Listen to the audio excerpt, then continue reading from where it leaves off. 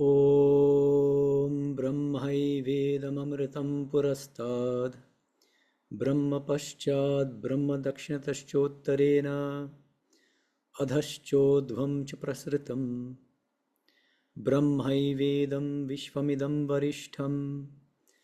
Om Shanti Shanti Shanti. Om, that immortal Brahman alone is in front of me. That same Brahman is behind me. That same Brahman is to my right. That same Brahman is to my left. Brahman alone is everything above and below.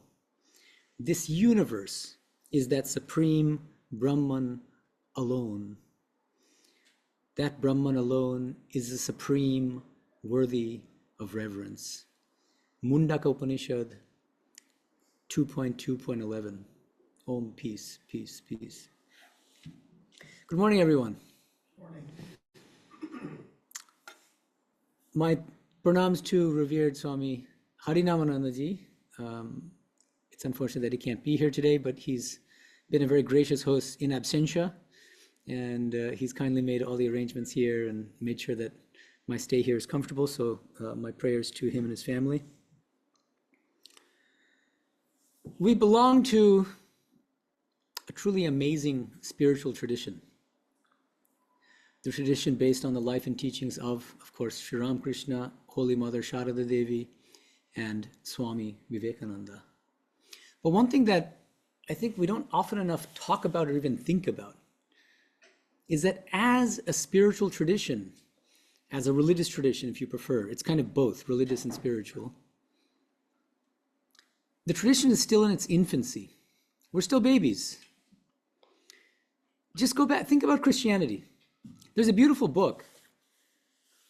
I say beautiful, don't all rush out and get it. It's an academic book written by a professor at Oxford named Jarman McCullough, but it's a beautiful book. It's called A History of Christianity, very detailed and scholarly, tracking the history of Christianity from before zero, I mean, starting from, I think, Jewish times up to the present. It's a remarkable achievement. And it's fascinating to study those first few chapters, looking at the first few centuries of Christianity and how it developed and how it evolved. And what's one of the things that I found really fascinating about the early history of Christianity, can you all hear me? And is it fine in terms of the mic? Is that online wise? Okay, great. So it's fine.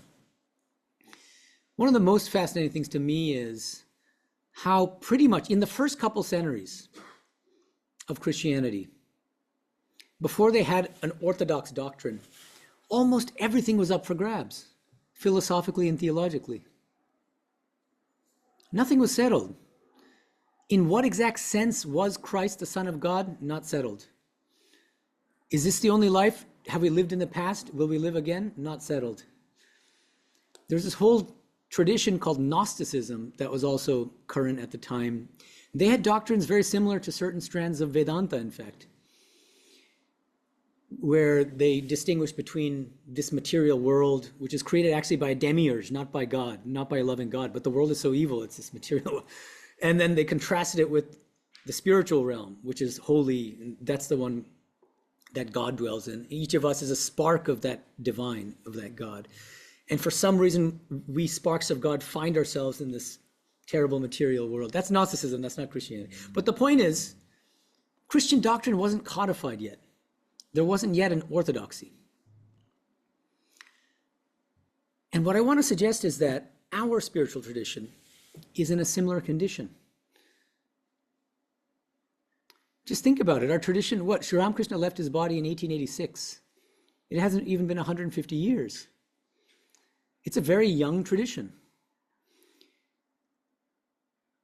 And the way I'd put this is, we can start historicizing, being historians of our own tradition. I think it's worth doing that and experimenting with that. If I was asked to write a history of our tradition, what would be the broad structure of that history? I would suggest the following. Again, this is from a philosophical and theological standpoint. I suggest that so far, we've been through three main phases, primarily the first two. So let me explain what I mean by these first two phases, and then we're just starting to enter the third phase. Phase one, everything is up for grabs. Everything was up for grabs in phase one. What is phase one? Sri Ramakrishna leaves his body in 1886, and then up to, let's say, 1902. Why 1902? That's when Swami Medhananda left his body. It's arbitrary, but the point is it's the very early period in our tradition, okay? Everything is up for grabs. M, the author of the Gospel of Sri Ramakrishna. There's a very interesting passage in the original Bengali, which is not included at all in the English translation by Swami Nikhilanandaji, where M speculates about the exact nature of Sri Ramakrishna's philosophy. And those of you who don't know Bengali just won't even know about this unless you read my work, because I talk about it. He says, I don't think Sri Ramakrishna was a follower of Shankara because he didn't dismiss this world as unreal. He didn't think this world was Maya. I believe he was a follower of Ramanuja. That's one example, but other disciples had different views. There are other disciples who kind of pushed him more in a Vaishnava direction. Other people who loved Tantra thought he was a Tantrika. Other people who loved Advaita Vedanta said, no, he's an Advaitin, he's a follower of Shankara. Everything was up for grabs. There was no settled view, any orthodox understanding of Sri Ramakrishna's philosophy, his theology. Then we enter phase two. It's hard to date the phase two, where phase one moves into phase two. But let me explain phase two briefly, and then you'll get a sense of. This phase two is essentially, there's a kind of unofficial orthodoxy that's become settled in our tradition. What's the unofficial orthodoxy? What's the unofficial view of what Sri Ramakrishna's philosophy is? Shankara's Advaita, very good, exactly. And as I said, it's hard to date the beginning date, but we can date it up to the present, more or less. The mainstream, but still thankfully unofficial. I mean, there's no, Biluma has not come out and said, this is our view. So monks still have the freedom to kind of think about things for themselves, and I'm very grateful for that. But unofficially, the unofficial orthodoxy for a long time, for about a century, if not more, has been that we are followers of Shankara and his particular classical philosophy of Advaita Vedanta. But notice I said the mainstream view in phase two, because there have always been some dissenters. In the first generation of Sri Ramakrishna's disciples, I would include Swami Turiyanandaji as one of those examples, a remarkable example. Somebody at the very end of his life, his last words in Bengali, Brahma Shatto, Jagat Shatto, Shabi Shatto, Shatte Pran Pratishtito. Brahman is true, Brahman is real. This world also is real, Jagat Satya, reversing Shankara's formula. Life itself is based on truth, he says. These are his last words. He was a Vigana Vedanta, and we'll get to what that means in a bit. Swami Medhananda, also I would put in that category, but it takes a lot of work to prove that he didn't just subscribe to Shankara's Advaita Vedanta. And so I wrote an entire book defending that view. And the book is called Swami Vivekananda's Vedantic Cosmopolitanism. It was published by Oxford University Press in 2022. So if you want the details on that, you can look at that. But I do want to say, I think Swamiji would appreciate this. Just want to poke him a little bit. I think he bears part of the blame for the ideological confusion that has been kind of going on for over a century, because he taught Advaita Vedanta, no doubt. He taught Advaita Vedanta here in the West, he taught it in India. And he taught an Advaita that was kind of unique. And it's easy for people, the first time I read Swami Vivekananda's complete works as a PhD student when I was at Berkeley, I read the 9 volumes, and I read him as a follower of Shankara. It's easy to do that. Then when I revisited him in the light of Sri Ramakrishna, his guru, and in the light of a broader understanding of the Vedantic scriptures, the Upanishads, Bhagavad Gita, Brahma Sutra, I came to him with a new understanding. And I understood his Advaita Vedanta completely differently. And I started to see, wait a minute, the Advaita Vedanta he's teaching, this non-dual philosophy he's teaching, is essentially identical to Sri Ramakrishna's Vijnana Vedanta. He's calling it Advaita Vedanta, but in a very subtle way, expounding it more in terms of Ramakrishna than in terms of Shankara. So that gets very complicated. As I said, it takes an entire book for me to work that out. If you're interested, look at the book. But there have always been dissenters. The two major dissenters, as I said, in the first generation, Swami Vivekananda and Swami Turiyanandaji. In later generations, I would especially emphasize Swami Tapasyanandaji, a remarkable monk of our order. Such a free thinker, radical thinker, brilliant mind. And he was a renegade. He was one of the few monks at a time when the settled unofficial orthodoxy was Shankara's Advaita Vedanta, with presidents like Gambhiranandaji giving masterly translations of Shankara's Sanskrit commentaries into English and this and that. He busts out these books called Bhakti Schools of Vedanta. And I'll just give you an example. So that book is a wonderful book if you're interested. In the introduction, it's a very short 20, 25 page introduction. He comes out with guns blazing, and he's got a section called The Patronizing Attitude of Advaita Vedanta, where he contrasts this kind of hierarchical philosophy of Shankara's Advaita Vedanta, which puts followers of the path of knowledge above those poor bhaktas, by using the metaphor of Mount Everest and saying that Advaitins place themselves at the peak of Mount Everest and they look down at the base camp and they say, you bhaktas, you people who believe in the personal, you guys are good too. Maybe after a few lives, you'll come up to our level and then you'll be fit to practice Jnana Yoga. And then he, of course, explains the different bhakti schools of Vedanta, Ramanuja, Madhva, Chaitanya, Vallabha, and so on and so forth. That's a beautiful book. He has a separate book, also incredible. The first title, I believe, was Sri Ramakrishna's Thoughts in a Vedantic Perspective. So it's a full book-length study of Sri Ramakrishna's philosophy, but an outside-the-box reading that's more along the lines of, he's one of my inspirations. So it's more along the lines of what I'm defending today. And the new title, it's still sold in our bookstores in India, I think here as well. I think it's called Man, God, and World in Sri Ramakrishna's Philosophy, something like that. Anyway, it's a wonderful little book. I recommend it. So there have always been dissenters. He's one of the extraordinary exceptions. And I think that we've now entered into phase 3. Or at least I'm trying to usher in phase 3. Let me put it that way. I might be alone, but you got to start somewhere. So here I am, trying to usher in phase 3. What is phase 3? What would I call it? If we had to give it a name, back to Sri Ramakrishna, back to Thakur. Those of you who are sympathetic to Shankara might think, why back? Where was Sri Ramakrishna for the past 100 and so years, 150 years almost? In the background, hiding behind Shankara. And I'm trying to bring Sri Ramakrishna back to front and center. And I'm not alone. After my book came out, this is my book on Sri Ramakrishna, Infinite Paths to Infinite Reality, Sri Ramakrishna and Cross-Cultural Philosophy of Religions, published by Oxford in 2018.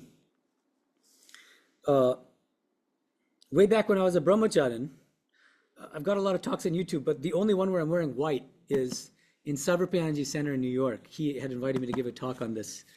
So that was a long time ago.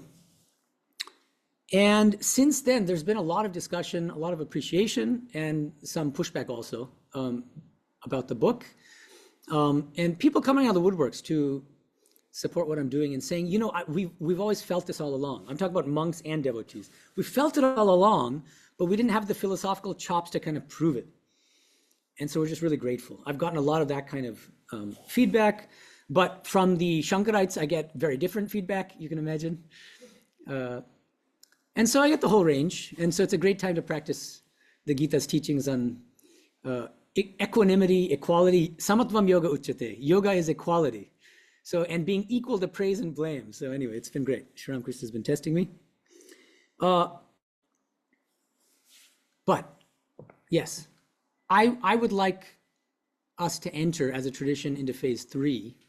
And if not, that doesn't mean everybody has to be on board with what I'm saying today.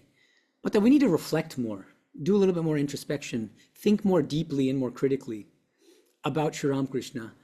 And for goodness sakes, if we really think he's God, why in the world should we be putting him behind any other figure? Let's bring him front and center, regardless of how we interpret him, but let's put him front and center. I think that's fundamental to our tradition. He needs to be central, not Shankara or anyone else. So that's what I'm going to argue for in today's talk.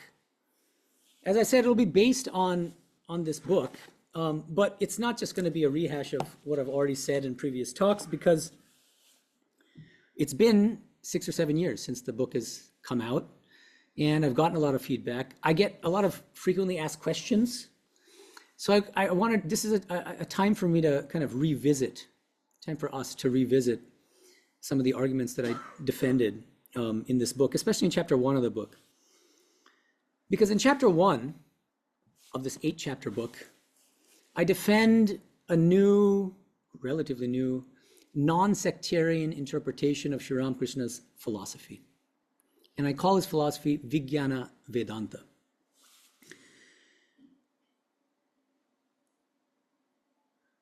And I claim that, I argue that, instead of trying to pigeonhole Sri Ramakrishna's philosophy into some particular sectarian tradition, whether that's Shankara's Advaita or Ramanuja's Vishtadvaita, as M tried to do, or Tantra, or Vaishnavism, or anything else, we will be truer to Sri Ramakrishna and his teachings and to his life and to the spirit of our tradition if we understand his philosophy in non-sectarian terms, as this extremely expansive and broad non-sectarian philosophy that harmonizes all the different sectarian traditions, all the different religions, all the different philosophical and spiritual traditions.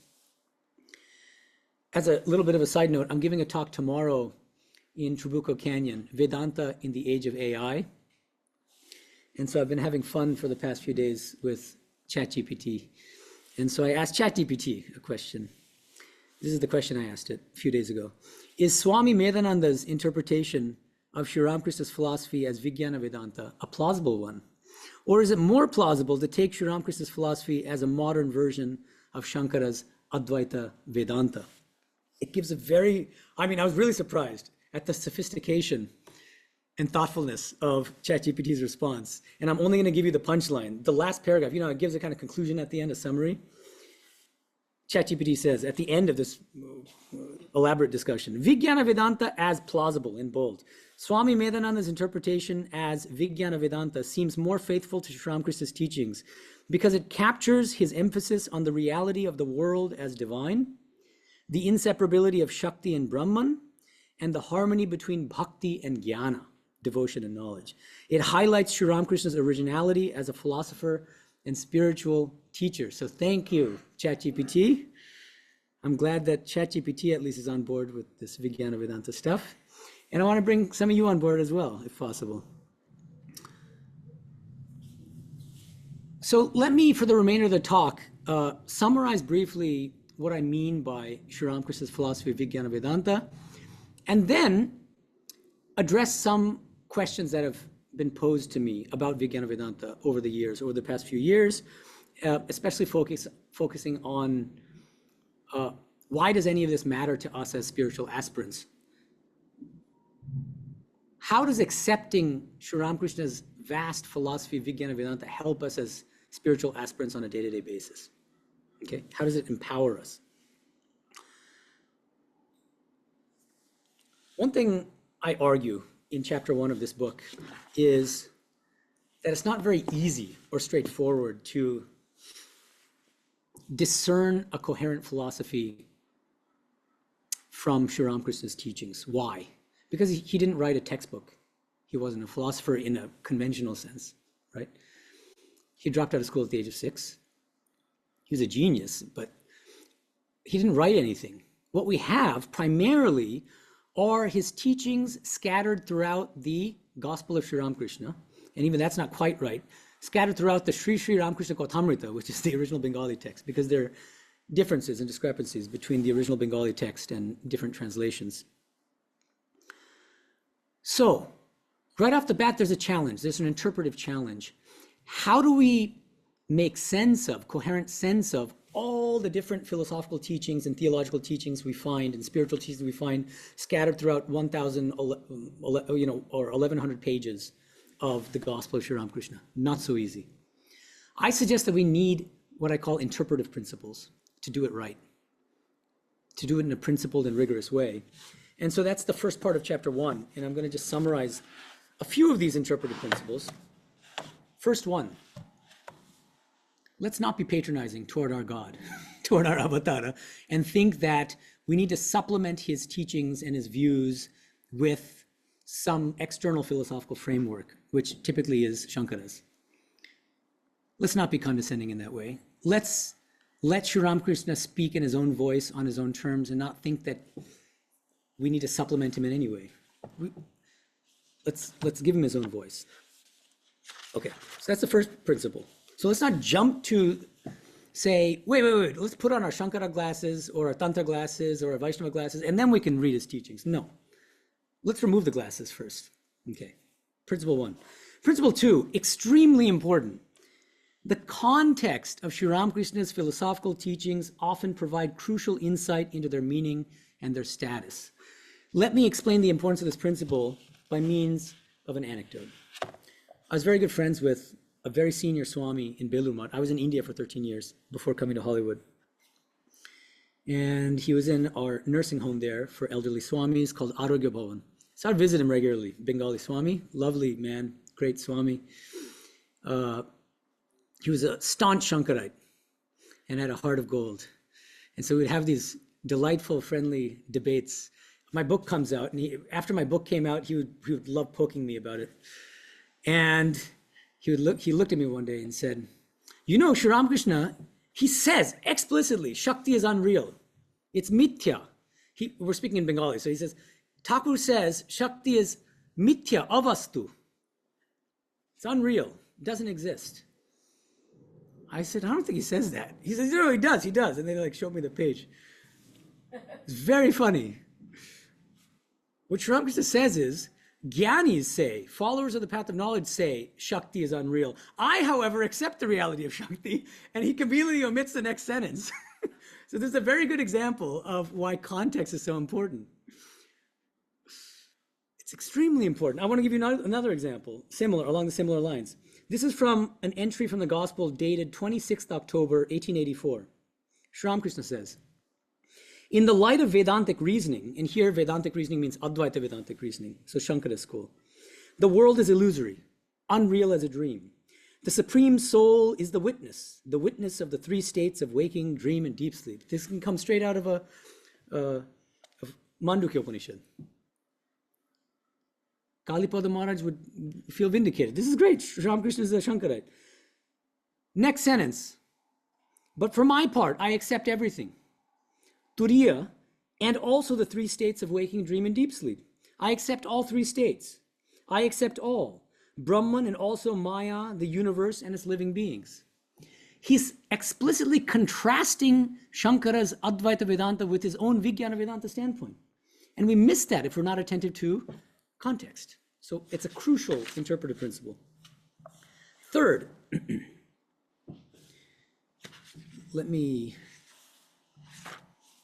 I'll just emphasize. So there are actually 5 in the book, 5 principles. I'm going to just mention 3 because we're already half hour over almost. Okay. Third interpretive principle.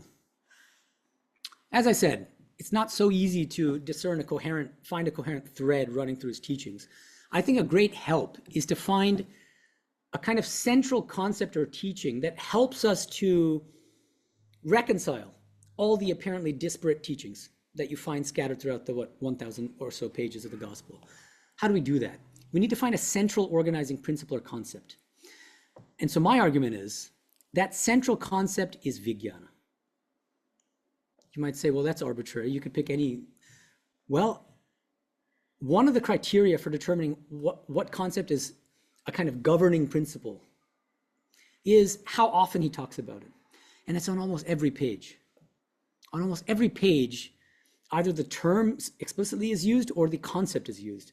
That Brahman has become the 24 cosmic principles. After Jnana comes Vijnana. And in so many different contexts, he uses the term Vijnana. So that's at least one clue that it holds a central importance in his thinking and in his teachings. Okay. But from a philosophical and theological standpoint, what I found as I was doing research for this book and thinking deeply about his teachings is that if you take Vijnana as central, you can make sense of almost every teaching in the entire gospel. Everything finds its place when you take Vijnana as the nucleus. Everything else will find its place around it in this beautiful, coherent philosophy. At least that's my argument, and that's what I try to develop in chapter 1 of Infinite Paths. So now, I employed these 5 interpretive principles. As I said, I've only explained 3 out of the 5 because of time limitations, but on the basis of these interpretive principles, I expound what I take to be the central tenets of Sri Ramakrishna's philosophy of Vijnana Vedanta, and I explain 6 main tenets in the book. I don't have time to go through all 6. I want to mention a few of the most important ones, though. The first tenet,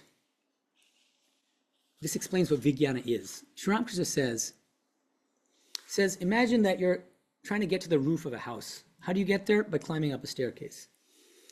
He says, when you're climbing up that staircase, he says, he likens this to neti sadhana, which means not this, that kind of practice. Brahman is not this world, Brahman is not my body, Brahman is not my mind, until you reach the roof. What does the roof signify? Nirvikalpa samadhi. The liberative knowledge of your true nature as non-dual pure consciousness in the state of samadhi, when you lose external consciousness and you feel that the world is unreal.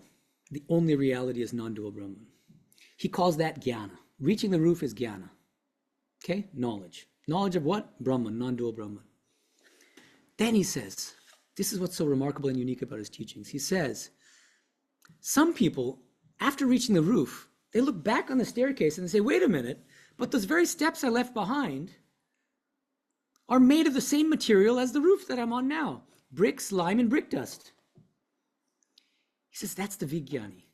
The Vijnani realizes that Nirguna Brahman, that impersonal, attributeless, non-dual pure consciousness, which is realized in the state of Nirvikalpa Samadhi by reaching the roof, is equally Shakti, Divine Mother, Saguna Brahman, God with qualities, the personal God, who has become this entire world, the 24 cosmic principles. So he says again and again, one of the refrains in the gospel is, the Vijnani sees that Brahman has become the 24 cosmic principles. Brahman in the form of Divine Mother, Shakti, has become absolutely everything in this world without exception. He had that experience, of course, many times, but one of the examples he mentioned in the gospel is he says, I'm doing puja one day, ritualistic worship. Suddenly I see the cat that walks into the room, I see the cat as divine consciousness. The door sill, divine consciousness. The puja vessels I'm using, divine consciousness. I myself, divine consciousness. Names and forms themselves are real manifestations of divine consciousness. That's Vijnana Vedanta. Okay, but one thing he says, this is part of this first tenet of Vijnana Vedanta, he distinguishes 2 classes of jiva, of soul. He says there are jiva kotis and there are ishvara kotis. Jiva kotis are ordinary souls who come to this world because of their own past karma. They have more karma to work out. They haven't attained liberation, so they need to come back until they do. Then there's a separate class, a higher spiritual category, which he calls Ishvara Kotis. These are divinely commissioned souls. He defines Ishvara Koti very precisely as Avatar ba Avatarer Angsho. Avatars, incarnations of God, or Avatarer Angsho, which means, or those who are born as parts of an incarnation. Okay. Those are Ishvara Kotis. He says, primarily Ishvara Kotis are the ones who can come back from the state of Nirvikalpa Samadhi once they've attained Brahma Jnana, the knowledge of Brahman, and then live as bhaktas, appreciating the inseparability of Brahman and Shakti and seeing that Brahman has become this entire world. So he seems on certain occasions to restrict the state of Vijnana only to a kind of spiritual elite, which he calls Ishvara Kotis. At the same time, one of the frequently asked questions that I get is, well, wait a minute, that kind of is deflating, right? Because you're talking about Vijnana Vedanta, and then and in the same breath, you're saying it's only for a tiny spiritual elite. How does that help us? We're probably not in the spiritual elite. We're not Ishvara Kotis. Where does that leave us? I thought about it. It's a good question. And I started rereading the gospel. Of course, the gospel is like my Bible, the Bengali version, and so I read it every day. Um, and here's what I found, if you read the gospel really carefully, is that even though it's easy to think that what Sri Ramakrishna is doing is restricting the state of Vijnana only to a tiny spiritual elite of Ishvara Kotis, there are places where he's much broader. And I want to give you the best evidence I've found in the entire gospel. I'm going to read it in Bengali first, for those of us like you and some other people who know Bengali, and then I'll translate it. Sri Ramakrishna says, Tai Ishwar অবতীর্ণ হয়ে ভক্তির উপদেশ দেন, শরণাগত হতে বলেন, ভক্তি থেকে তার কৃপায় সব হয়, জ্ঞান বিজ্ঞান সব হয়. That's why God incarnates in human form, in order to teach bhakti. And that's why God, as an incarnation, teaches us to surrender to him or her, whoever the incarnation is. Bhakti থেকে তার কৃপায় সব হয়, জ্ঞান বিজ্ঞান সব হয়. Through bhakti toward an avatara, an incarnation, you can get not only jnana, but also vijnana. Here there's no mention of Ishvara Koti, it's only for a tiny elite, this and that. I think this is the strongest evidence in the gospel that Sri Ramakrishna feels that, especially through avatara bhakti, which means devotion toward an incarnation, like Sri Ramakrishna, like a Vijnani, that any ordinary person can also attain the state of Vijnana, okay? Another thing to keep in mind in the context of this question that comes up a lot, look at the Vedantic scriptures. Because Sri Ramakrishna, when he would talk about Vijnana, he would often say, because people looked startled when he talked about, well, after Jnana comes Vijnana, he would say, haven't you read the Gita? Haven't you read the Bhagavata, the Vedantic scriptures? Go and read them. You'll see all these concepts. You'll see them all over the place. What is this, the quote I started with from Mundak Upanishad? Brahman is above me, Brahman is below me, Brahman is to my left, Brahman is to my right. That's Vijnana. Sarvam Kalvidam Brahma, one of the greatest and most famous mantras in the entire Upanishad corpus from Chandogya Upanishad. All indeed is Brahman. What is that but Vijnana? Does it say that it's meant only for a tiny elite? No. Gita, Vasudeva Sarvam Iti Samahatma Sudurlabhaha. The Mahatma, the great souled one, is the one who sees Vasudeva as everything in this entire world. It's pervasive in the Vedantic scriptures, and Swami Medhananda was the first to bring out the Vijnana dimension, or one of the first, maybe to be a little more careful about it. One of the first to bring out and emphasize the Vijnana dimensions of the Vedantic scriptures, the Upanishads. He has a beautiful lecture called God in Everything, delivered in 1896 in London, I believe. It's a running commentary on the Isha Upanishad, a very Vijnana-oriented Upanishad, starting with the line, everything is covered by Ish, by the Lord, by God. And he gives it this kind of Vedantic, this Vijnana Vedantic spin, Swami Medhananda. And he says, Vedanta doesn't teach that this world is unreal. It teaches the deification of the world. See God in and as everything. So he starts to provide a new reinterpretation of the Vedantic scriptures in the light of the life and teachings of Sri Ramakrishna, in the light of Sri Ramakrishna's Vijnana Vedanta. Sri Aurobindo then takes up the mantle from Swami Medhananda and produces full-length commentaries on the Gita called Essays on the Gita, and I'm giving a separate course ongoing, which Gita is part of, and I don't know if any of you also follow it, called Bhagavad Gita in the Light of Sri Ramakrishna. And you can follow it if you want. We have a pretty robust online audience from different countries. It's really wonderful.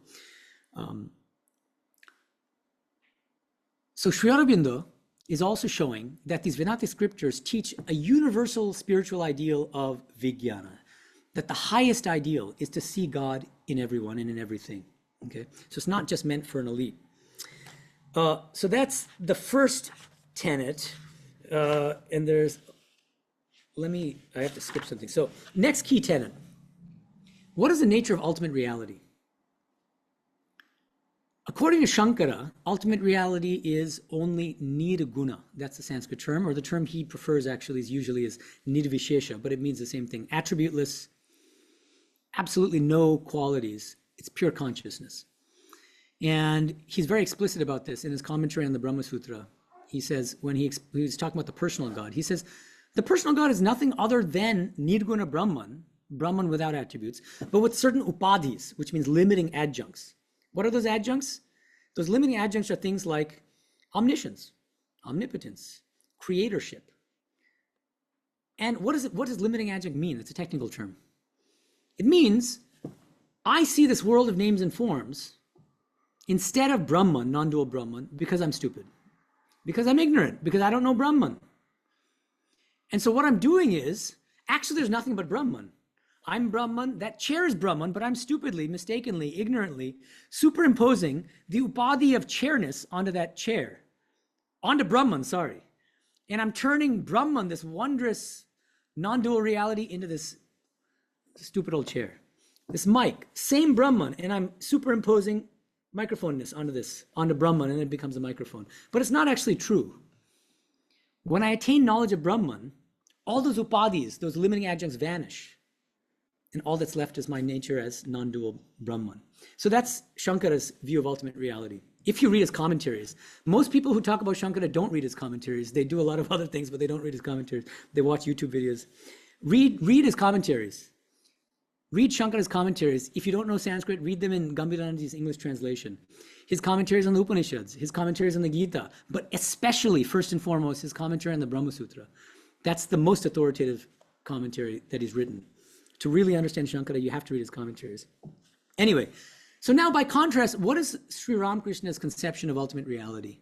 He fully accepts Shankara's conception of Nirguna Brahman. He says, yes, the ultimate reality is Nirguna. It is attributeless, non-dual, pure consciousness. I agree with you, Shankara. But Shankara, don't limit ultimate reality just to its Nirguna aspect. Because the ultimate reality is equally Saguna, with qualities, the loving personal God, who responds to our prayers, who creates and governs this world. Brahman and Shakti are inseparable, as he says again and again. Brahma o Shakti abhed, like fire and its power to burn. You cannot think of fire without thinking of its power to burn. You cannot think of the fire's power to burn without thinking of fire. They entail each other. You can't have one without the other, right? And then you'll turn to Ramanuja and say, I love your Vishnu. I fully believe in the reality of Vishnu, but don't limit Brahman just to Vishnu. Ramanuja doesn't accept Nirguna Brahman. I don't know how many of you have studied Vishishtadvaita Vedanta. If you haven't, you can look at Tapasanji's chapter on Ramanuja. He only accepts Saguna Brahman. He doesn't believe that Shankara's Nirguna Brahman even exists. There's no such thing as non-dual pure consciousness. He doesn't believe in the state of Nirgapa Samadhi. If you study his writings. So Sri Ramakrishna will turn to Ramanuja and Madhva and other bhaktas, bhakti traditions who believe in God as only personal, and say, I love your personal God or gods, and they're all true, but never limit the ultimate reality just to your personal God. You can never place a limit to the illimitable, infinite divine reality. That's why one of his greatest teachings is one can never and should never place a limit to God. Bhagavana kono iti nai. You can never place a limit to the absolute, to the infinite. Okay, so that's a fundamental principle. He uses a beautiful metaphor to explain it. He says, imagine a vast, infinite ocean, which he likens to Sat Chit Ananda, the divine, infinite divine, right? He says, under the cooling influence of the gentle breeze of bhakti, devotion, what happens? That ocean forms into ice in different places, and each ice formation has a different shape. He says each of those ice formations corresponds to a particular form of the personal God. One can be Krishna, one can be Kali, one can be Ganesha, Christ, different avatars, Buddha, Ramakrishna, and so on. Great. The story continues, parable continues. Analogy. With the rising of the sun of knowledge, Gyan Shurjo, the ice forms melt. Pause. Shankara says, aha! And my favorite old Swami, Kalipada Maharaj, he left his body a few years ago. He would pounce. See, with the rising of the sun of knowledge, these ice forms melt. That proves that Shankara is the highest. But wait, there's more. Then Sri Ramakrishna says, but in some places, the ice doesn't melt at all. It becomes like quartz. He says, Nitya Shakar, Nitya Sakara. There's such a thing as eternal forms of the divine, eternal forms of the personal God. You don't have to transcend the realm of the personal to the impersonal. There's no hierarchy saying that the goal of theistic traditions is somehow lower or inferior to the goal of Advaita Vedanta. Nothing like that. In fact, regarding the state of liberation, what is liberation in a very general way, according to Hinduism? Liberation from what? Rebirth, right? We have to come back here again and again because of our karma. So when we attain liberation, we don't have to come back again. right? Basically. But what does a state of liberation look like? When we're liberated from, we don't have to come back here, but what exactly does a state of liberation look like? Really important theological and philosophical question. What is Shankara's answer? He says, you just rest in your true nature as non-dual pure consciousness, because that's the only reality. That's the state of liberation. You are Brahman, and you know it. And even saying you know it is not quite right, because knowing implies a knower and subject-object duality. None of that. There's just Brahman. Even the fact that we're sitting here today, or I'm standing and I'm talking to you, all that actually turns out to be unreal. It's not true. It never happened, according to Shankara. There's just Brahman. That's his understanding of the state of liberation. No heavens, no coming and going, any of that. But what about bhaktas? What does the state of liberation look like for devotees of the personal God? Let's say Vaishnavas who love Krishna, or people who love Sri Ram Krishna. Holy Mother says once to somebody who doesn't care for this Advaitic ideal and just loves Sri Ram Krishna. He says, what will happen to us? What will happen to me, oh Mother? She says, don't worry. Sri Ram Krishna has created Ramakrishna Loka for you. He has created, he's the new avatar of the age, right? He's created a new heaven called Ramakrishna Loka, where his lovers, his devotees who are liberated, will dwell for an eternity. And Sri Ramakrishna says something extraordinary.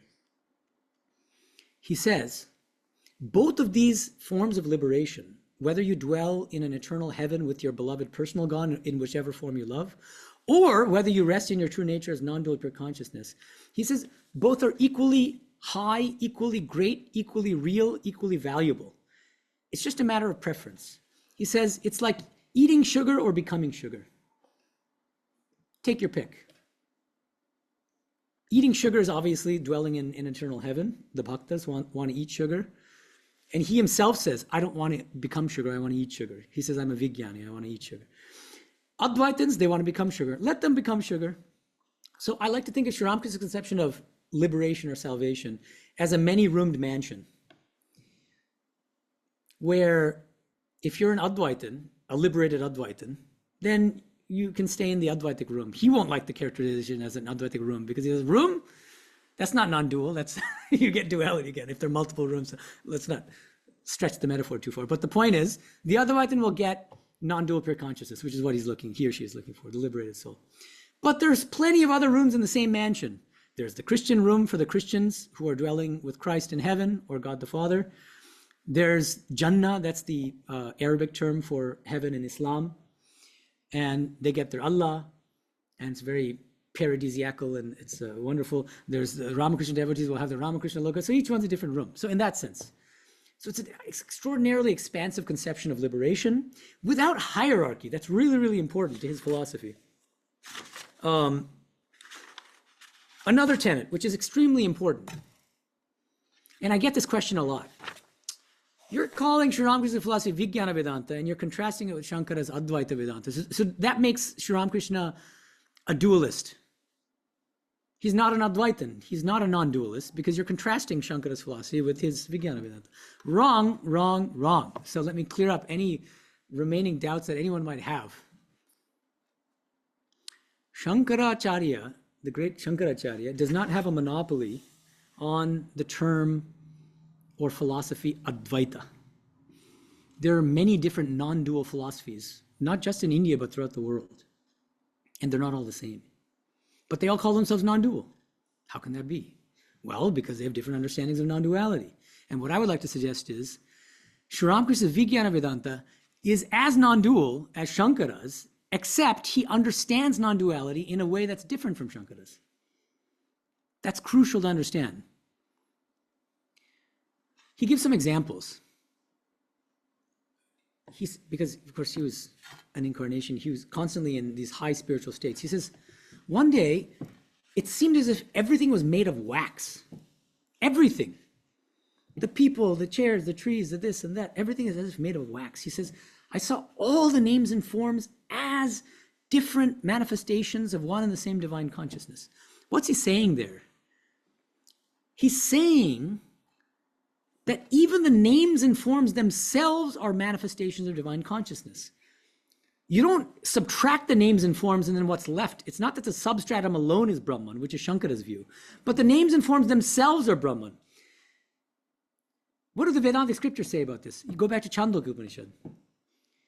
What analogies does the Chandogya Upanishad use to explain the relationship between Brahman and this world of names and forms? Clay in pots, gold in ornaments. These are two of the most famous. The potter has formless clay. What does he do? He shapes it into different pots of different sizes and different shapes. Each name and form in this world is like that. It's a real manifestation of Brahman. Likewise with golden ornaments. Does it make any sense to say that a golden earring is an illusory appearance of gold? That a clay pot is an illusory appearance of clay? Nonsense. It's an actual formation of clay. Likewise, according to Sri Ramakrishna's Vigana Vedanta, names and forms themselves are Brahman in different forms, in different manifestations. Whereas Shankara's view, and this is important because you find this when he interprets the famous mantra, which I've already mentioned, Sarvam Kalvidam Brahma, everything is Brahman. A lot of people think, they say, wait, Shankara believed the same thing that Sri Ramakrishna thought because he also said everything is Brahman. It's true, Shankara said everything is Brahman. But he gives a very precise explanation of what he understands by that in his commentary on the Brahma Sutra. He says, what does it mean when the Upanishad says everything is Brahman? Prapancha pravilapanatham. The aim of this mantra is to dissolve this universe. Subtract all names and forms, and what's left is Brahman, the substratum. And the substratum alone is real. I see the chair. Remove the chairness of that chair, what's left is Brahman. I see this mic. Remove the microphoneness from this mic, what's left is the same Brahman. That's what Shankara is saying. What Sri Ramakrishna is saying is, you don't need to remove anything. The mic is Brahman. Brahman playfully manifests as this mic, Divine Mother, whatever you like to call her. Divine Mother playfully manifests as this mic, as this lectern, as this chair, as each one of us. You don't need to subtract anything. He, during his very early school days, before he dropped out, he learned a little bit of mathematics, arithmetic. And he loved addition. He could do addition. He said, but I couldn't do subtraction. Look at the mindset. He doesn't want to subtract anything. And that's Sri Ramakrishna's Advaita. That's what I call integral Advaita. He gives one beautiful Bengali statement to capture this whole thing in a simple phrase. He says, what is my Advaita? Shob jodiye ekti. An all-encompassing oneness. That's what Shob jodiye ekti means. It's a oneness that doesn't subtract anything, exclude anything. An all-inclusive oneness. An all-embracing oneness. Now I can plug my next book. My next book. So this book is the Infinite Paths to Infinite Reality, is the first book of what I call my Integral Advaita trilogy of books. Second book being Swami Vivekananda's Vedantic Cosmopolitanism. The third book, which is under contract with Oxford, which I just started working on, is called An All-Embracing Oneness. So that's my translation of Sri Ramakrishna's statement, Shob jodiye ekti. And the subtitle is Sri Aurobindo's Integral Advaita and the Legacy of Sri Ramakrishna. And the argument I'm making in the course of these three books in this trilogy that's shaping up is that these three great Hindu Vedantic figures have developed a new school of integral Advaita. It's a non-dual school of integral Advaita within this great tradition of Vedanta that we have. It's a new school. Why integral? Integral in this sense that it's all-encompassing. It's an all-encompassing Advaita that doesn't dismiss the world as unreal or say that individual souls are unreal. It accepts everything. Brahman, Shakti, this entire world of names and forms. So that's my overarching project. And then ultimately, God willing, I want to write a Prasthanatraya Bhashya, which means commentaries on the Upanishads, Bhagavad Gita, and the Brahma Sutra from the standpoint of Sri Ramakrishna. So that's a lifelong task, and by God's grace, anything is possible. If Vigyan is possible, then even these commentaries are possible. So in the few minutes I have remaining, I wanted to just address a couple more frequently asked questions about Vijnana Vedanta. So one question I often get, well, isn't Vijnana Vedanta, couldn't that be a justification for bhoga, for worldly enjoyment, rather than for tyaga, renunciation? Because you're saying that everything is God, so let's embrace everything. rush headlong into this world and enjoy, make merry, eat, drink, and be merry, for tomorrow we die. Well, not necessarily for tomorrow we die, but doesn't it support a kind of hedonism or worldly enjoyment?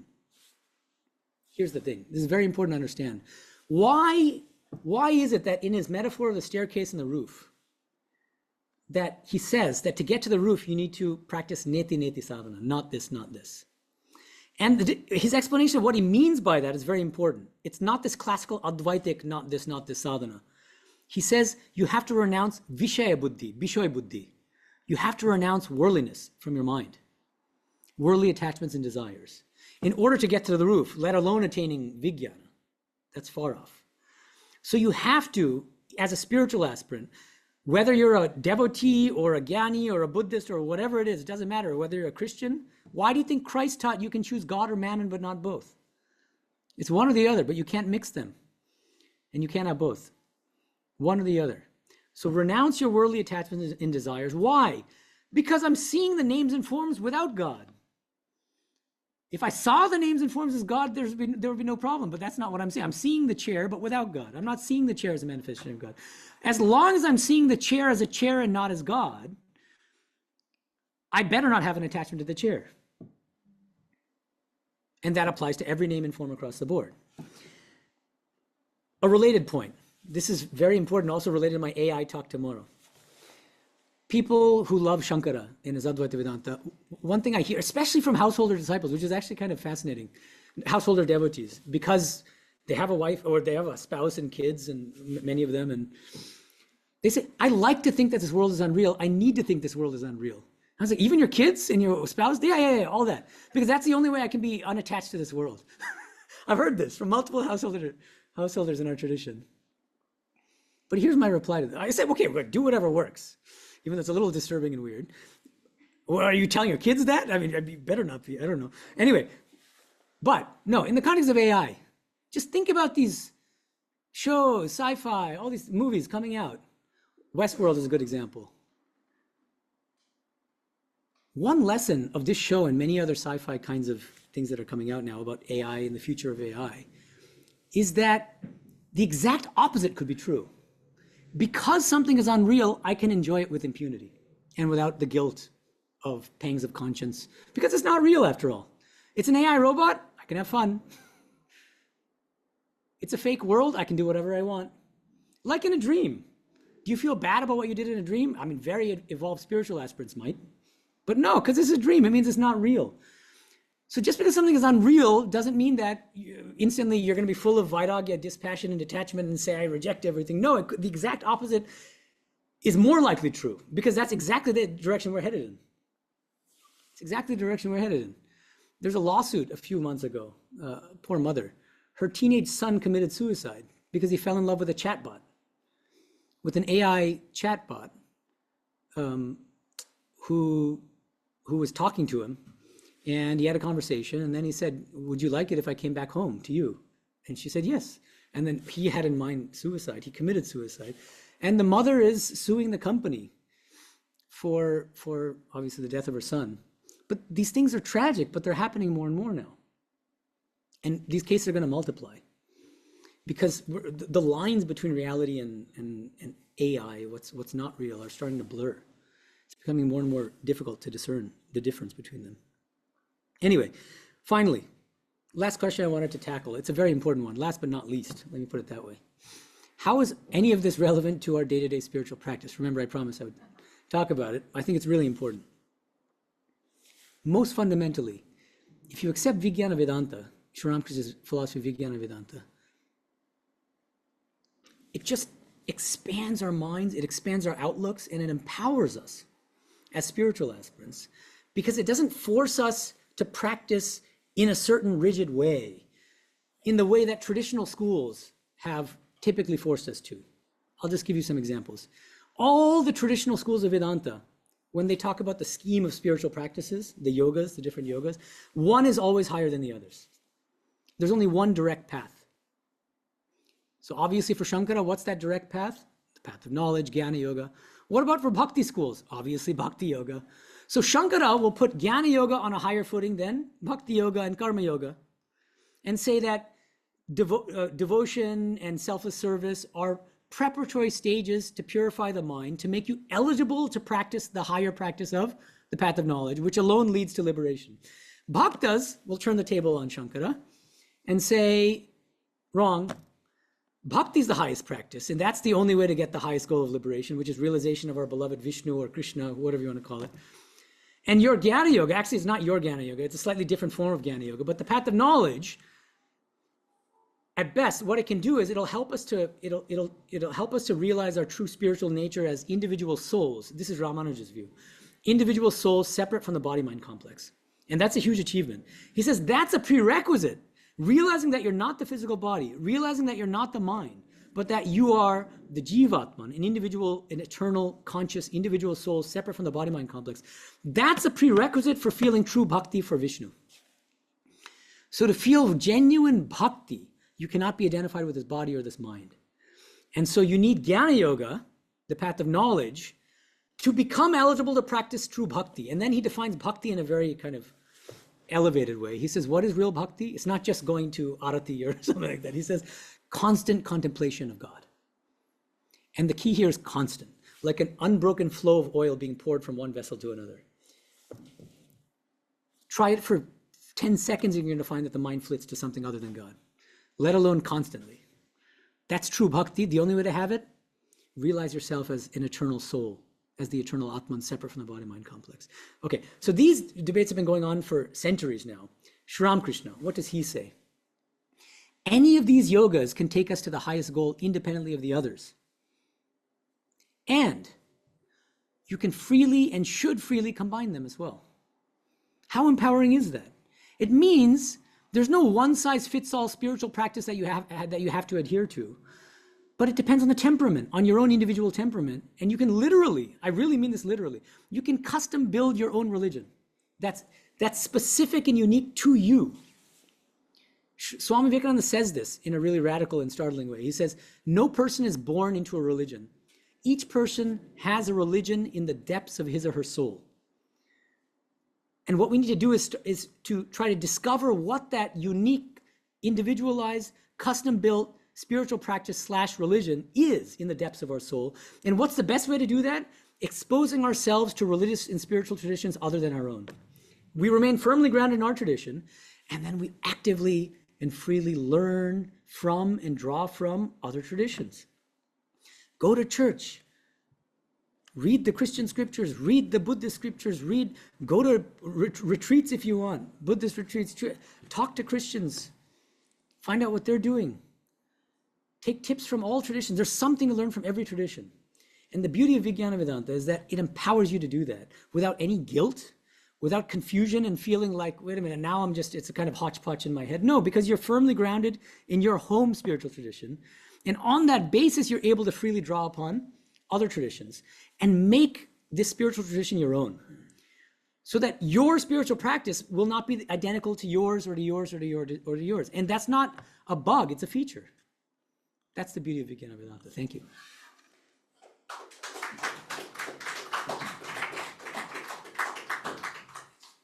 So what happens now? We don't have the leader.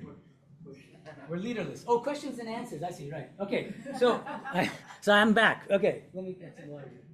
Okay, Q&A time. Questions. I'm sure you have some. Yeah, thank you so much. What's your name? Sora. Thank you, Sora. Very illustrative talk. Thank you. I had a question just on your last thing. Okay. Because actually, I mentor a lot of kids at different stages, and sometimes I do like to explore their religions. Obviously, I'm a Hindu, but if I'm exploring Christianity, I came upon a recent episode with a younger man, and he was insistent that he be allowed to pray for me. And I'm like, you can do that. Right. You know, because he feels like I need to bring you to heaven along with me. Right. You know what I mean? And then that to me is just, I mean, to me that's a bit of ignorance, but I'm like, you do whatever you want. It doesn't hurt you for him to do that, It so doesn't yeah. hurt me. I said, please do. Yeah. But, you know, but then when they keep, there are pestering you or like something.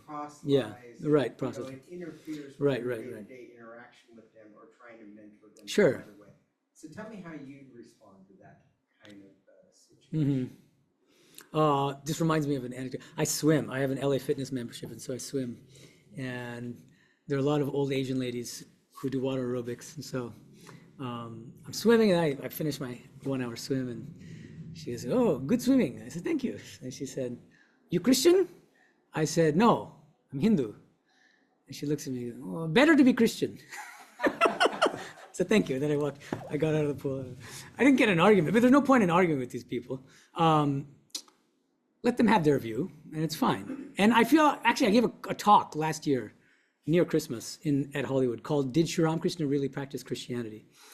And I claim that he not only did practice, but he was a Christian, and that Mishra, a Christian monk who came to visit him, literally saw him as Christ. So that's a separate thing. But I consider myself Christian. I'm like actually Christian, just without the kind of rigid dogmas and the exclusivism that goes with some forms of Christianity. And so that's another thing about Vigana Vedanta, is that you can be a Vigana Vedantan and be a Christian and a Hindu and a Muslim at the same time, without feeling confused about it in your head. But you can, you know what I mean? You just drop the exclusivistic elements, and then you can accept the teachings of Christ, accept the entire Sermon on the Mount, right? Thank you.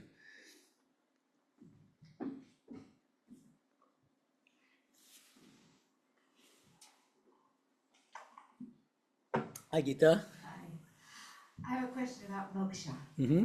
I know it traditionally always means liberated from having had rebirth. Mm-hmm. From Yeah, rebirth. and suffering, yeah, sure. But what about those who are truly enlightened and voluntarily come back Yes. to serve or to be with the incarnation, or in any way to be Sure. with God? Are they excluded from being considered liberated? No. They're already liberated. And they are the bodhisattvas in Buddhist traditions, Mahayana Buddhism, and they're also the Vigyanis. And of course, we know, those of us who know our tradition well, Sri Ramakrishna in the form of a baby before he came to the earth. Or maybe he was on the earth, but then before at least Swami Medhananda came to the earth. As a baby, he whispered into Naren's ear, who was in deep meditation in the Saptarshi Loka, this realm of 7 sages. And he called him to the earth. He said, "You have to come with me." And then he gave a kind of silent assent to his request. And they came down together with others also. These are all liberated. They're already liberated, right? The idea is that they're coming here to help us. So it's okay to translate moksha as liberated from needing to come back. Yeah, I like that nuance. That's great. Yeah, so then that includes bodhisattvas and vigyanis, and those who come back not because of their own karma, but in order to help others. So the state of liberation means not needing to come back because of your own karma. Yeah, that's great. Thank you for that correction. I have another question Yeah. about the sugar eating or being sugar. Yes, becoming sugar versus eating sugar. A friend of mine was saying she wants to do both. Mm-hmm. Is that possible Sure, why not? at the same time? Remember the many-room mansion. Boring to be in the same room all the time, so you can go from one room to another. Why not? If you want, right? It doesn't hurt. Sure. Where? Okay, yes, hi. Can we pass the mic to her first? Oh, you have a mic. Okay, look at that. Yeah. I have been reading. Yeah. So there he actually brings it up many places. But the message is the following: that the path of selfless action, this karma, and also the path of jnana, are very difficult for today. Yeah. He says that because of many things, Yeah. one of them being our own physical limitations and Yeah. dependence on food. And Yes, correct. Yeah. Onnagota pran. Yeah. And also because it's very difficult to be selfish. If you are selfless, it's very difficult to be selfless. Yeah. Because selfless all the time. কোথায় থেকে অহংকার আসে? You don't know where ego will come from. That's right. When you're doing charity and other things, you don't know where the ego will creep in. Yeah. That's right. Correct. So he says that the path of devotion is the best path. Yeah. In this age. Thank you. This is wonderful. Thank you so much, because that was actually part of my notes, which I didn't read. In the context of the spiritual practice question, I wanted to, so thank you. This is a perfect opportunity. I want to add, after saying that you can custom build your own spiritual practice and each one is individualized, all that's true. At the same time, we should keep in mind that if you look at the Gospel of Sri Ramakrishna, he says again and again that for most people in this age, the path of bhakti is probably the best one. It's the safest and the best and most effective for most people. And I take that, and he says, Kulite Narodiya Bhukti. He says, in this Kali Yuga, in this age where people have tremendous body consciousness and ego and worldly attachments and desires, the best and safest path is Naradiya Bhakti, Bhakti as taught by Narada. Exactly what he meant by that. I mean, we might assume that it's Narada's Bhakti Sutras, but it's not obvious necessarily that that's what he meant. Anyway, but Bhakti certainly, devotion. And I think that's right. And I think if we take that to heart, what we end up with is a spiritual practice centered in bhakti of some form. For most of us, not everybody, it's not rigid in that way. But for most of us, devotion should be central to our practice. And then the other yogas can kind of form around it in a certain way, like nuclei around, like electrons, protons, and whatever around the nucleus of bhakti. And why? Why did he think that bhakti needs to be central for most people? Because it's, I think one of the things, and I get some flack for this, but it's just a direct quotation from the gospel. He says, if you have body consciousness and you try to practice Shankara's path of Advaita Vedanta, the path of knowledge, you will end up deceiving yourself, and you'll end up deceiving others. And we see this again and again. It's becoming a full-blown epidemic. And that's why I did this podcast called Buddha at the Gas Pump with Rick Archer, I believe is his name. He started an organization called something like Ethical Non-Dualism or something, where Sarvapyanji is signed on. And these are teachers of Advaita who say that this is enough with this, everybody calling themselves Advaitin and having a big puffed up ego and then judging other people and doing whatever they want with impunity because, well, the world's unreal. This is exactly what happened when there was a Swami, a monk who came to visit Dakshineshwar, which is where Sri Ramakrishna was living. And Sri Ramakrishna had heard a rumor that he was having an affair. He's a sannyasi, so he should be celibate. And then Sri Ramakrishna confronted this monk and said, what is this I hear about this thing you're doing with this lady? He says, completely, he's like not bothered by this at all. Oh, let me explain. You see, this whole world is Maya. It's a dream, it's unreal. So if everything is unreal, how can my affair with that woman alone be real? It's also unreal. This is what I was saying earlier about how something being unreal can be a better justification for enjoyment, actually, like the Westworld kind of scenario. You can enjoy with impunity because it's unreal.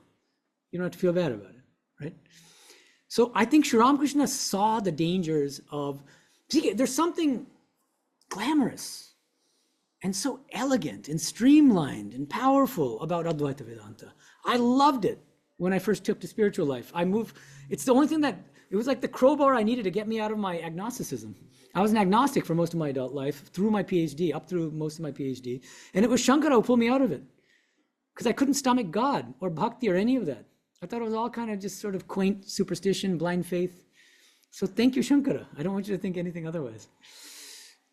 But I didn't stop there. That was a phase. And then I moved from Shankara to Vigana Vedanta. Yeah. Yeah.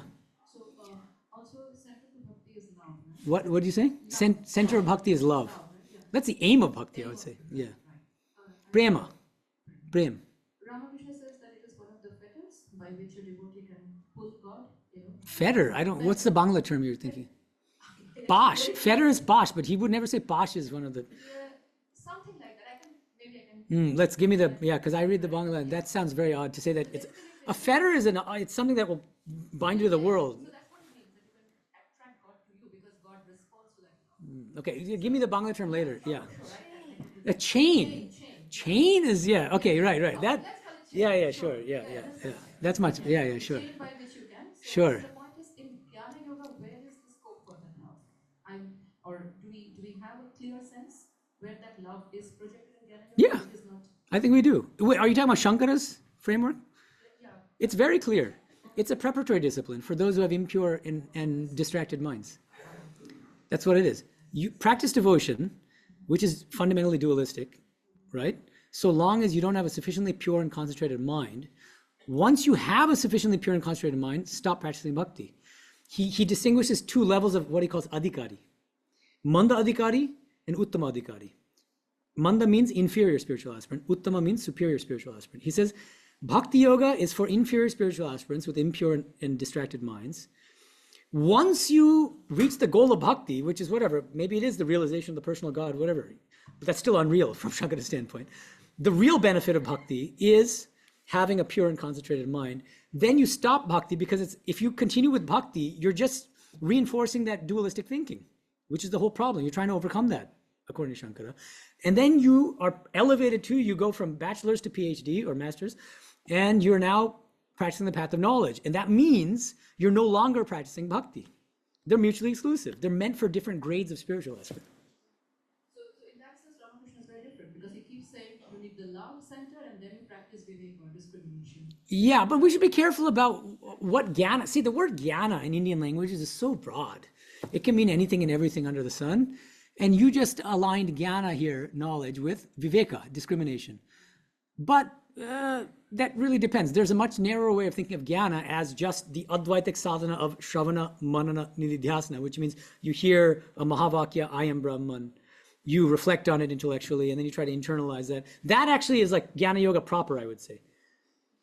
And some people will define jnana in an even broader way and say it's any intellectual spiritual practice, anything involving the mind.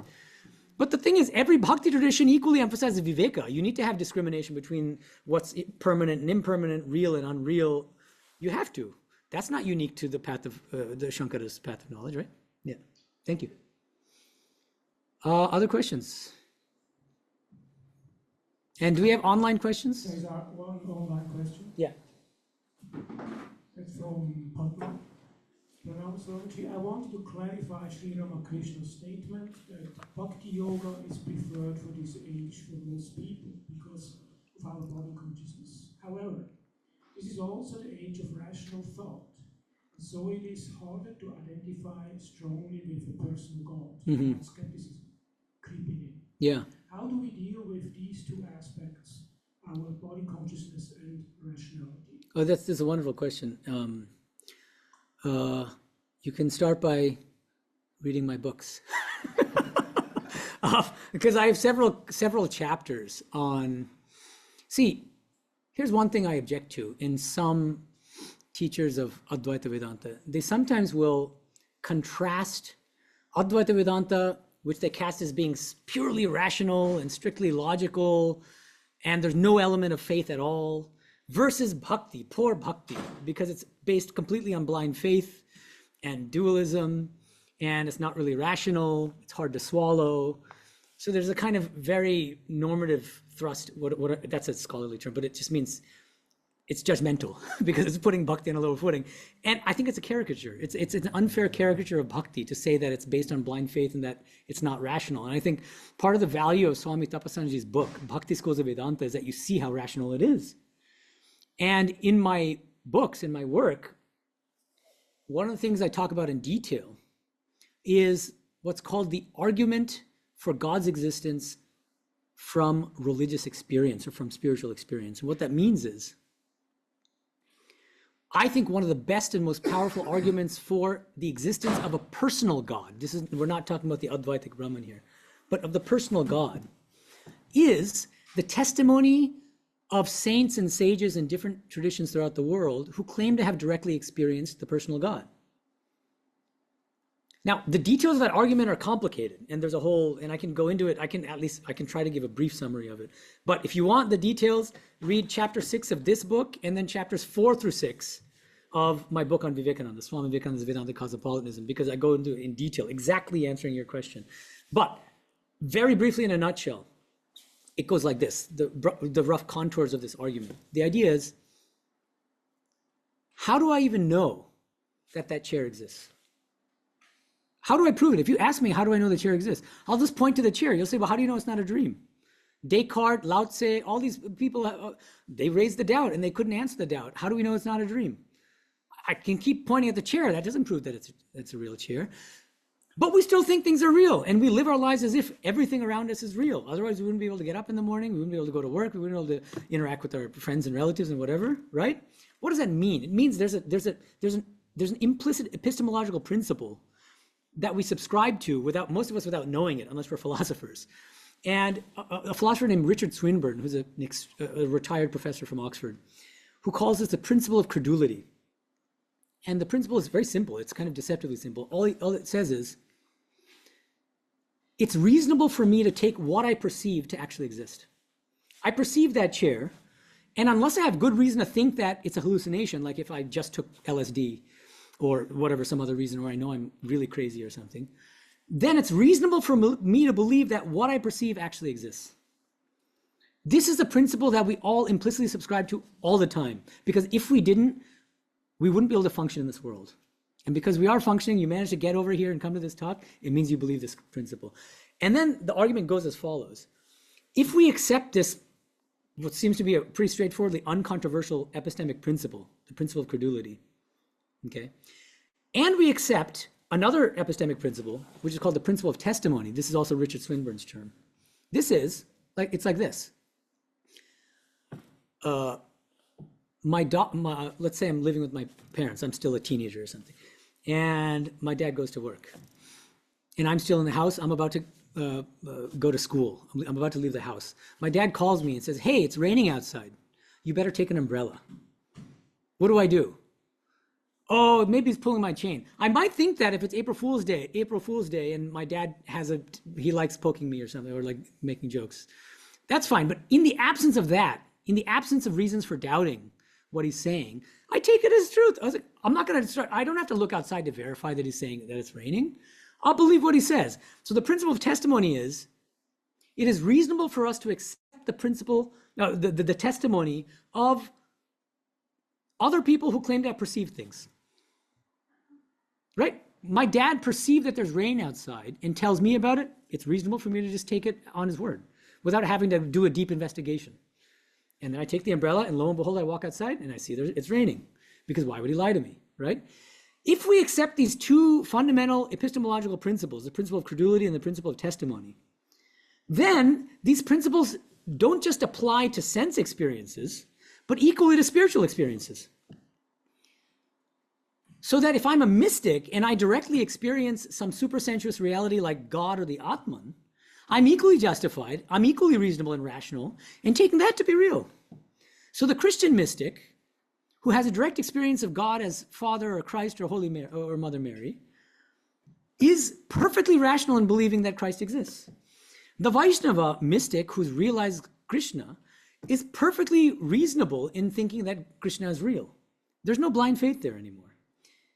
Right. So anyway, that in a nutshell, but you need to look chapters 4 to 6 of the Vivekananda book and chapter 6 of this book, Infinite Past, Infinite Reality. Thank you. Great question. I hope your head's not spinning. This is, or if it is, in a good way. Yeah. Yes. Okay. And then we'll come back to Gita and Saurav. Yeah. It's from Bimal. This is an unknown terrain. Therefore, like GPS, do we all need guru who can show the path, or can we do practice by ourselves? Yeah, it's a question I get a lot. Always better to have a guru. In general, it's always safest and best. But at some point,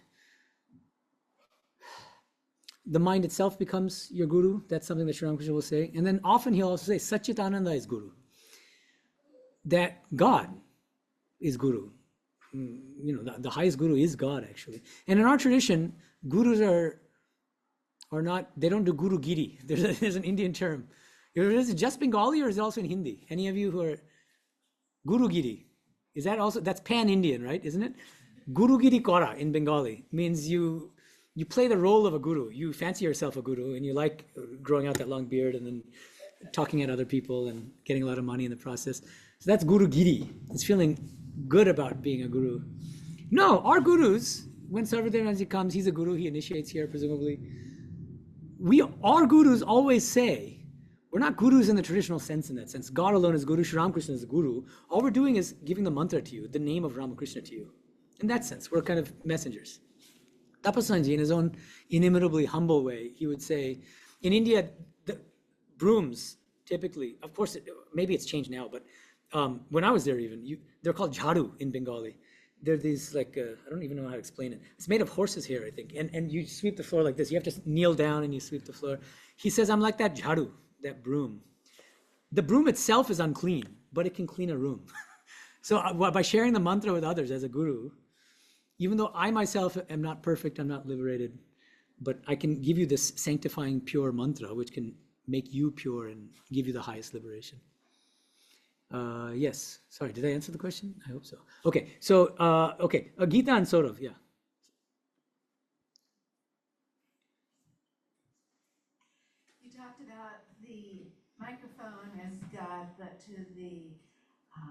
Shankarites, it's only the basis, The substratum. substratum, that's God and the microphone. So to the And Vijnana, even they wouldn't like the word God, Brahman, because it's non-dual and impersonal. Yeah. so to the Vijnani, is it both the stratum and substratum? The Vigyani. The Vijnani. Absolutely. Yeah. It's like the clay and the pot. The Vigyani is gonna say that the formless clay is real, and so are the differently shaped clay, forms of clay. Right? Yeah, exactly. That's a nice way of putting it. Sort of. Yeah. Swami, I had a practical question that came Keep up the in mic my- close to your plate. Yeah. Came up in my mind when she was talking about the bhakta. One of the first qualities of a bhakta is hating no being. Hating Yeah, no being, is that what you said? yeah. Hating no being. Yeah, it's not loving everyone, but it's right in the Gita. If you looked at the 35 qualities of the Oh, bhakta, not hating anyone. not hating. Oh, not, oh, I see. Hating no being. Okay. Oh, okay. So here's my question on a practical, everyday. Loving everyone. That's a nicer way of putting it. Yeah, okay. Anyway. Yeah, but specifically they say you don't want to have any hatred for any Right. other being. Yeah, okay. Like, Because that yeah. is a little bit harder. Okay. Because sometimes people kind of bug you. Yeah. Okay. Or irritate you or something. Yeah. Irritating. Yeah. So this is my question of, I had two different questions. First on irritation. Hmm. Do you feel irritation? Let's say you're walking down the sidewalk and someone comes at you another way on an electric scooter or electric bike. Right. I mean, it's not really what they're supposed to be doing. Correct. Yeah. Kind of irritating to me, but I don't typically say anything. But I Right. definitely feel that irritation. Mm. Now, let me ask you of that particular incident. I don't think it rises to a level of hatred, but it's still bothersome. Does that still mean I have some Work to do? work to do? Yeah. I think anytime you have an emotional reaction, there's work to do of any sort. Why just irritation? Literally any emotional reaction. I think the Gita is saying no emotional reaction is the spiritual goal. I mean, that doesn't mean we should beat ourselves up. And there are degrees. Like I'm in LA and there's always traffic.